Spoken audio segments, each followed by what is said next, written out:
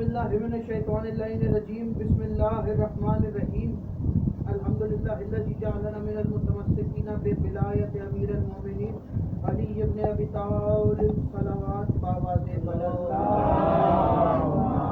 صلی علی محمد دعا ہے پروردگار عالم سے کہ بانیان کا یہ تمام خرچ اخراجات کوشش کاوش کو اپنی بارگاہ میں قبول و منظور فرمائے.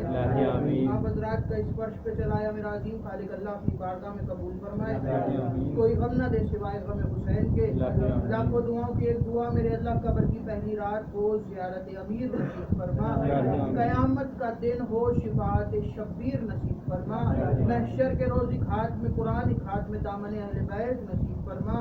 ہمارے آخری وارث کا ظہور جلد سے جلد فرما.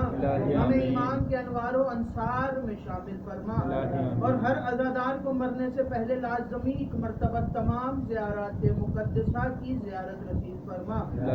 تمام دعاؤں کو قبولیت تک پہنچائے. سہارا درود کریں ایک دفعہ مل کے سارے بلند آواز سے صلوات.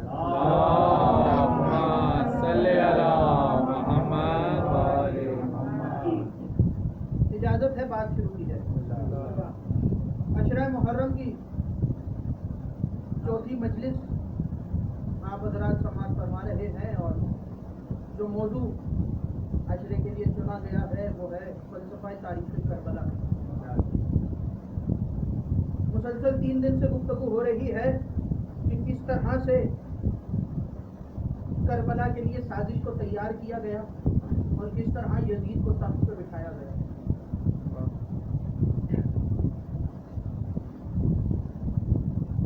کل میں نے کہا تھا وعدہ کیا تھا کہ بات آہستہ آہستہ مختار کی طرف جائے گی. مختار عام ہستی کا نام نہیں ہے. مختار کمانڈر لشکر اہل بیت ہے. منتقم خون حسین ہے مختار. کوفہ کے حالات کل بھی تھوڑے سے بیان کیے. کل ایک بات کہی تھی کہ لوگوں نے الزام لگایا کہ شیعوں نے امام حسین کو قتل کیا اور اس کی وجہ بھی بتائی کہ خط کسی اور نے لکھا, بے وفائی کسی اور نے کی اور الزام کس پہ لگا. امام کو بلانے کے لیے خط 150 لوگوں نے لکھا. بے وفائی کہاں سے ہوئی؟ یزید نے اپنے جاسوسوں سے کہا کہ تم لوگ بھی جمع کرو لوگوں کو. انہوں نے امام کے نام خط لکھا اپنی طرف سے اور خط کے آخر میں انہی 150 لوگوں کے نام لکھے جنہوں نے امام حسین کے نام سلیمان سلط خزائی کے گھر پہ بیٹھ کے خط لکھا تھا. اب کوفہ کے حالات کیا؟ اگر شیعوں نے امام حسین کو قتل کیا ہے تو پھر مجھے یہ بتاؤ کہ مختار نے بدلہ کس سے لیا؟ مختار نے مارا کس کو؟ اگر مختار نے شیعوں کو مارا ہے تمہیں تو خوش ہونا چاہیے کہ مختار نے شیعوں کا قتل کیا ہے. تمہیں تو مختار کو اپنا ہیرو ماننا چاہیے. تمہیں تو اپنے بچوں کے نام مختار کے نام پہ رکھنا چاہیے. تمہیں تو مختار کا ذکر اپنی کتابوں میں کرنا چاہیے. پھر مختار سے دشمنی کیوں؟ کل بھی میں نے بیان کیا کہ جناب مسلم جب کوفہ پہنچے تو مختار نے کوفہ سے باہر آ کے جناب مسلم کا استقبال کیا اور سب سے پہلے میزبان جناب مسلم کے کوفہ میں جناب مختار تھے. جناب مختار کے گھر جناب مسلم پہنچے تو جناب مختار نے انہی 150 لوگوں کو اپنے گھر بلا لیا جن 150 لوگوں نے امام کے نام خط لکھے, جن میں حبیب ابن مظاہر, مسلم ابن اوسجہ, عابس شاکری, ہانی بن عروہ, سلیمان سلط خزائی جیسے لوگ شامل ہیں. ان 150 لوگوں کی میٹنگ کو مختار نے اپنے گھر میں بلایا اور مختار نے کہا کہ دیکھو ہمارے درمیان حسین کا نائب موجود ہے, ہمارے درمیان حسین کا سفیر موجود ہے. ان کے ہاتھ پہ ہمیں امام کی بیعت کرنی ہے. اور جب اگلے دن اگلی صبح جناب امیر مسلم نے کوفے کی مسجد میں خطبہ دیا تو روایت کہتی ہے 20 یا 30 ہزار لوگوں نے بیعت وقت جناب مسلم کے ہاتھ پہ امام کی بیعت کی. امام کی بیعت کروانی ہو تو مسلم جیسا ہاتھ ہونا ضروری ہے. کیا کہنے, واہ واہ واہ واہ واہ واہ واہ واہ. کم سے کم مسلم جیسا ہاتھ ہو تو امام کی بیعت ہوتی ہے. اب کل بھی کہا تھا کہ جناب مسلم تنہا کیوں رہے کوفہ، یہ آج بیان کر رہا ہوں وجہ۔ جناب مسلم جب کوفہ پہنچے تو مختار نے اپنا ارادہ جناب مسلم سے بیان کیا، اور بیان کرنے کے بعد جناب مختار جب مولا امیر المومنین نے صفین لڑی تھی تو مولا کے خلاف خوارج کا ایک لشکر اٹھا تھا۔ خوارج نے جب کوفہ میں شیعوں کو قتل کرنا شروع کیا تو مولا نے ان کے خلاف نہروان لڑی۔ جب کوفہ میں انہوں نے شیعوں کو مارنا شروع کیا تو آدھے شیعوں نے کوفہ چھوڑ دیا اور کوفہ کے ارد گرد جا کے بستیاں بسائی۔ شیعہ کوفہ کے نکل گئے اور کوفہ کے ارد گرد جا کے انہوں نے بستیاں بسائی۔ اب مختار نے کہا کہ میں اکیلے کوفہ سے باہر نہیں جاؤں گا۔ مختار نے کہا ہم لشکر تیار کریں۔ اب مختار لشکر تیار کرنے کے لیے کوفہ سے باہر جا رہے ہیں۔ جانے سے پہلے انہوں نے ڈیوٹی لگائی جناب حبیب ابن مظاہر کی، مسلم ابن اوسجہ کی، عابس شاکری کی اور دیگر چند لوگوں کی ڈیوٹی لگا کے مختار گئے کہ جو تمہارے قبیلے سے لوگ کوفہ سے باہر جا کے بستی بسائی ہے تم لوگ جاؤ اور جا کے اپنے ان لوگوں کو منا کے واپس لاؤ اور ان کا ایک لشکر تیار کرو۔ اور مختار بھی یہ کہنے کے بعد کوفہ سے باہر چلے گئے، اور مختار جانے سے پہلے مسلم ابن عقیل کو ہانی بن عروہ کے گھر چھوڑ کے چلے گئے۔ کوفہ کا سب سے مضبوط قبیلہ تھا ہانی بن عروہ کا قبیلہ۔ ہانی جب اکیلے عام روٹین میں بھی کوفہ کے بازار میں آتے تھے تو ان کے جو پرائیویٹ گارڈز تھے نا ہانی بن عروہ کے، جو صرف ہانی کی حفاظت پہ مامور تھے، وہ 200 کی تعداد تھی اور سارے مسلح افراد۔ ہانی کے حوالے جناب مسلم کو کرنے کے بعد مختار کوفہ سے باہر چلے۔ اب یہاں یزید نے اپنے جاسوسوں سے پوچھا کہ کوفہ کے حالات بتاؤ، تو انہوں نے کہا کہ کوفہ کے حالات یہ ہے کہ کوفہ میں 3 طرح کے طبقے ہیں۔ پہلا طبقہ یہ ہے کہ اہل بیت سے محبت بھی کرتے ہیں اور اہل بیت پہ جان بھی قربان کرنے کو تیار ہیں۔ اب اس موضوع کو آج کے دور میں رکھ کے سنیے گا۔ پہلا طبقہ یہ ہے کہ محبت بھی کرتے ہیں اور جان بھی قربان کرنے کو تیار ہے۔ دوسرا طبقہ یہ ہے کہ امام سے محبت تو کرتے ہیں لیکن اگر انہیں ڈرایا جائے تو یہ ڈر کے بیٹھ جائے۔ اگر انہیں ڈرایا جائے تو یہ ڈرنے کے بعد بیٹھ جائیں گے۔ تیسرا طبقہ یہ ہے کہ انہیں کوئی فرق نہیں پڑتا، حاکم کوئی بھی ہو، انہیں بس اہل بیت سے دشمنی کرنی، انہیں بس اہل بیت کے خلاف جنگ کرنی، حاکم کوئی بھی ہو انہیں فرق نہیں پڑتا۔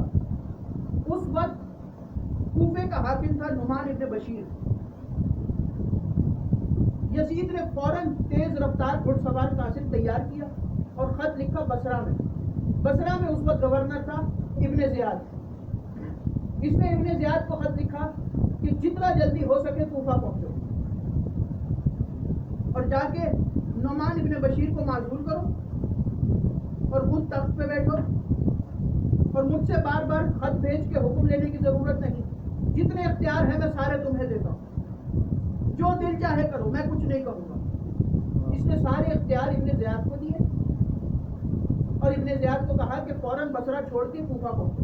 اب یہاں ابن زیاد کوفہ آنے سے ڈر رہا۔ اس نے پہلے کوفہ میں چند لوگوں کو بھیجا اور چند لوگوں کو بھیج کے کہا کہ جاؤ اور جا کے مجھے کوفہ کے حالات سے آگاہ کرو۔ اس نے چند لوگ جب کوفہ پہنچے تو انہوں نے ابن زیاد سے کہا کہ کوفہ میں 3 طرح کے طبقے ہیں جو میں بیان کر چکا ہوں۔ ابن زیاد نے ان سے پوچھا کہ مجھے یہ بتاؤ کہ ان میں سے کیا یہ لوگ قیام کے لیے تیار ہیں، کیا یہ لوگ جہاد کے لیے تیار ہیں امام کے ساتھ؟ اگر امام انہیں پکارے تو کیا یہ قیام کریں گے؟ تو انہوں نے جواب دیا کہ ان میں سے ابھی اس قابل کوئی نہیں ہے کہ یہ ایک ساتھ کھڑے ہو کے قیام کر سکے، کیونکہ جتنے خاص لوگ ہیں وہ سارے کوفہ سے باہر ہیں۔ اس نے کہا کہ ٹھیک ہے، میں آدھی رات کے وقت کوفہ میں داخل ہوں گا اور تم لوگ کوفہ کی گلیوں میں مشہور کر دینا کہ حسین ابن علی کوفہ آ گئے۔ اب یہ اس کی چال دیکھیے گا کہ یہ کس طرح کوفہ میں داخل ہوا۔ آدھی رات کا وقت ہے، کوفہ کے 3 طبقے یہ ذہن میں رکھیے گا۔ پہلا طبقہ امام سے محبت اور امام پہ جان فدا۔ آج بھی لوگ امام کو بلا رہے ہیں اور لوگ تیار ہیں کہ امام آئے۔ یہاں بھی آج بھی 3 طبقے موجود ہیں۔ اب یہ کوفہ کے باہر آ کے رک گیا اور کوفہ کے باہر آنے کے بعد اس نے بنو ہاشم کا لباس جو مشہور تھا پورے عرب میں، کہ بنو ہاشم کس طریقے کا لباس پہنتے تھے، اس نے وہ لباس پہنا اور بالکل ہاشمیوں کی طرح اس نے امامہ باندھا. ہاشمیوں کا امامہ باندھنے کا انداز کیسا تھا؟ میری طرف دیکھیے. امامہ باندھنے کے بعد 2 لڑ ہاشمی کندھے پہ چھوڑ دیتے تھے، ایک حصہ اس کندھے پہ، ایک حصہ اس کندھے پہ. یہ ہاشمیوں کا امامہ پہننے کا انداز. امامہ پہننے کے بعد اس نے نقاب کیا چہرے پہ اور آدھی رات کے وقت کی کوفہ کے اندر داخل ہوا.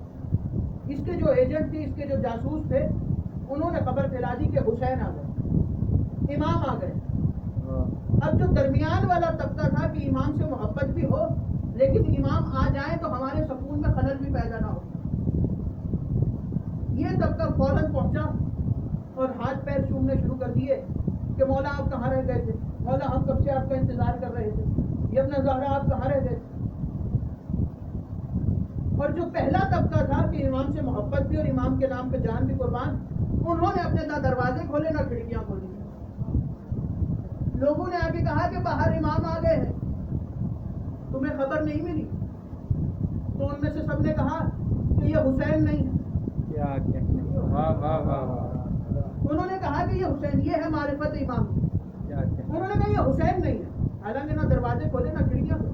انہوں نے کہا تم لوگ باہر نکل کے دیکھو تو صحیح، تم لوگ تو گھر کے اندر بیٹھے.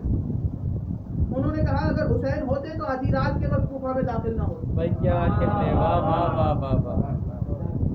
اگر امام ہوتے تو آدھی رات کے وقت کوفہ میں داخل نہ ہوتے. کیا کہنے. ایک طبقہ یہ ہے. اور یہاں تاریخ ایک ضعیفہ کا بھی ذکر کرتی ہے جو امام کی عارفہ تھی. اب کردار ایسے ایسے ہے کہ ایک ضعیفہ نے چند لمحے کے لیے امام کے نائب کو اپنے گھر میں جگہ دی اور آج جب بھی جناب مسلم کی شہادت پڑھی جاتی ہے تو تبا کا ذکر آتا ہے. ایسے کردار بھی تاریخ میں موجود ہے. کوفہ کی رہنے والی ہے، امام کی چاہنے والی ہے، امام کی عارفہ اپنے گھر کی چھت پہ آئی کنیز کے ساتھ. توجہ کیجیے گا میری. کنیز کے ساتھ چھت پہ پہنچی، سرسری سی نظر اس نے بازار میں ڈالی، پیچھے ہٹنے کے بعد کنیز سے کہا واپس نیچے چل. نیچے پہنچی تو کنیز نے کہا کہ کیا ہوا؟ اس نے کہا یہ حسین نہیں. کنیز نے کہا کہ کیا تم نے حسین کو دیکھا؟ نہیں دیکھا. کیا کبھی مدینے گئی؟ نہیں گئی. تو پھر تم نے کیسے پہچانا کہ یہ حسین نہیں ہے؟ اس نے کہا اگر حسین ہوتے تو دائم عباس ضرور ہوتے. واہ واہ واہ واہ. اگر حسین ہوتے تو دائم عباس ضرور ہوتے. یہاں مسلم کو تنہا، جناب مسلم تنہا ہے. ہانی کو قتل کیا گیا، مسلم کو قتل کیا گیا. جب یہ خبر مختار تک پہنچی تو حبیب ابن مظاہر، مسلم ابن اوسجہ جیسے نام جو کربلا میں موجود تھے، یہ کوفہ سے کربلا کی طرف تھے. یہاں قافلہ مکہ سے کوفہ کی طرف آ رہا. امام کوفہ کے قریب ہے. اب امام اپنی قوم کو آزما رہے ہیں، اپنی امت کو آزما رہے ہیں. ہر دور میں یہ ہوتا رہا کہ امام اپنی امت کو آزماتے رہتے. اور یہ یاد رکھیے گا کہ ہر حجت کے آنے سے پہلے ایک فتنہ ضرور آتا ہے. کیا کہنے، واہ. اسی لیے تو امام کے آنے سے پہلے دجال آئے گا. کیا بات ہے، واہ واہ واہ. امام کے آنے سے پہلے دجال آئے گا. اب قافلہ کربلا پہنچا، حسین کا قافلہ کربلا پہنچا. اور مولا کا قافلہ جب کربلا پہنچا تو عزاداروں 7 محرم آ گئے اور خیمے فرات کے کنارے سے ہٹانے کا حکم ملا. جب فرات کے کنارے سے خیمے ہٹانے کا حکم ملا اور خیمے ہٹائے گئے اور صبح عاشور اذان علی اکبر سے 10 محرم جنگ کا آغاز ہوا. جب جنگ کا آغاز ہوا تو حسین لاشوں پہ لاشیں اٹھا رہے تھے. کبھی حر کے بیٹے کا لاشا اٹھایا، کبھی حر کا لاشا اٹھایا. حبیب ابن مظاہر، مسلم ابن اوسجہ، زہیر قین، وہاب کلبی، سب کے لاشیں اٹھا رہے تھے.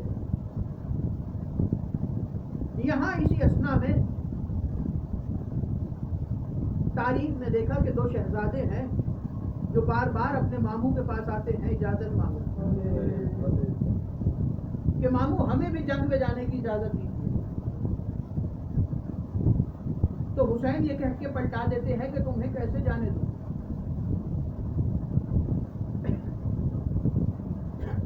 عزادارو ایک وقت ایسا آیا کہ ماں نے دونوں بچوں کے ہاتھ پکڑے اور بھائی کے قریب پہنچے اور آگے کہا کہ حسین صدقے کو زیادہ دیر گھر میں نہیں رکھتے,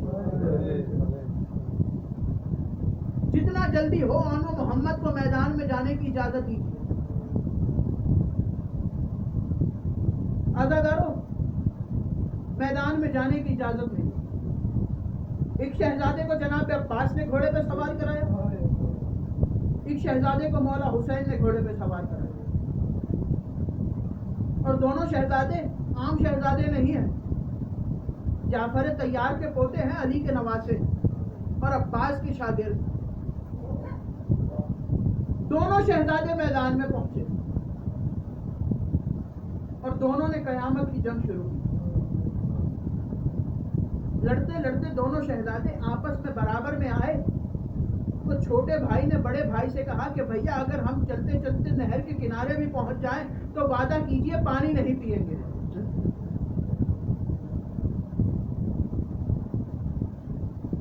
عزادارو ایک وقت ایسا آیا کہ عمر سعد کے خیمے تک دونوں شہزادے پہنچ گئے اور وقت قریب تھا کہ خیمے پہ حملہ کرتے. عمر سعد خیمے کے پچھلے حصے سے خیمے سے فرار ہوا اور اس نے حکم دیا کہ یہ بنو ہاشم کے بچے ہیں, یہ ایسے قابو میں نہیں آئیں گے, ان کو گھیر کے مارو, ان دونوں کو آپس میں جدا کرو. ایک دوسرے سے جدا کیا اور دونوں کو گھیرا گیا. عزادارو جب دونوں کے اوپر وار ہوا تو دونوں شہزادوں نے زین چھوڑی اور زین چھوڑتے ہوئے آواز دی, ماموں ہمارا آخری سلام قبول ہو. حسین کربلا کے مقتل کے میدان میں پہنچے, دونوں کے لاشیں اٹھائے. عزادارو یہاں میں نے مصائب چھوڑ دیے. قافلہ چلا, 11 محرم کو قافلہ اسیر ہوا اور قافلہ چلا شام. ماں کے جب کسی ماں کے بچے شہید ہو جائے نا تو ماں روتی ہے, اپنے بچوں پہ ماں روتی ہے, اپنے بچوں کا پرسہ ہر ایک دوسرے سے لیتی ہے. لیکن یہ واحد ماں ہے اونو محمد کی جس نے اپنے بچوں کا پرسہ کسی سے نہیں لیا. عزادارو قافلہ شام پہنچا, جناب زینب اونو محمد کو نہ روئی.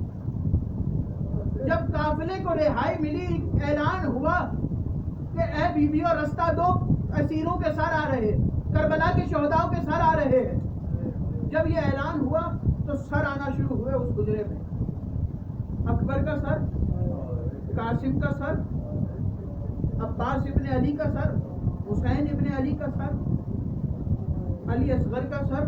جب سب کے سر آ گئے تو جناب فریدہ نے پلٹ کے دیکھا کہ 2 سر ایک کنارے پہ رکھے ہوئے اور انہیں اٹھانے والا کوئی نہیں ہے, تو دوڑ کے دونوں شہزادوں کے سر اٹھا کے سینے سے لگا دیے.